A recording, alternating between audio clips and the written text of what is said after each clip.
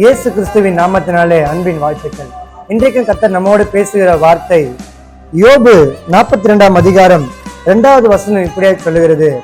தேவரீர் சகலத்தையும் செய்ய வல்லவர், நீர் செய்ய நினைத்தது தடைப்படாது என்பதை அறிந்திருக்கிறேன்.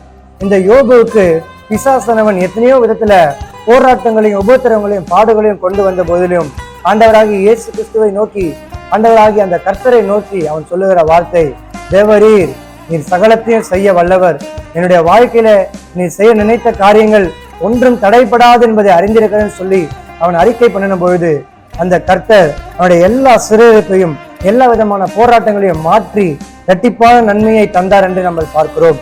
எல்லாவற்றை பார்க்கிலும் இரட்டத்தனையான பலனை கர்த்தர் இந்த யோபுக்கு கொடுத்து ஆசீர்வதித்தார். அவன் முந்தின நிலைமையை பார்க்கிலும் பிந்தின நிலைமை ஆசீர்வதித்து மகிமையுள்ளதாக பிரயோஜனமுள்ளதாக மிக ஆசீர்வாதமாக மாற்றின தேவன் நம்முடைய வாழ்க்கையில செய்கிற ஒவ்வொரு காரியங்களும் தடைப்படாது. நம்முடைய வாழ்க்கையில எல்லாவற்றையும் நேர்த்தியாகவும் ஏற்ற நேரத்துல ஏற்ற காரியங்களை செய்கிற மகத்துவமுள்ள தேவன் நம்மோடு கூட இருக்கிறார். அவருடைய வாழ்க்கையில எல்லா காரியங்களையும் தடைபடாதபடிக்கு செய்த தேவன் நம்முடைய வாழ்க்கையிலையும் தடைபடாதபடிக்கு செய்து ஆசீர்வதிப்பாராக. கர்த்தர் தாமே உங்களை ஆசீர்வதித்து வழிநடத்துவாராக. ஆமென், ஆமென்.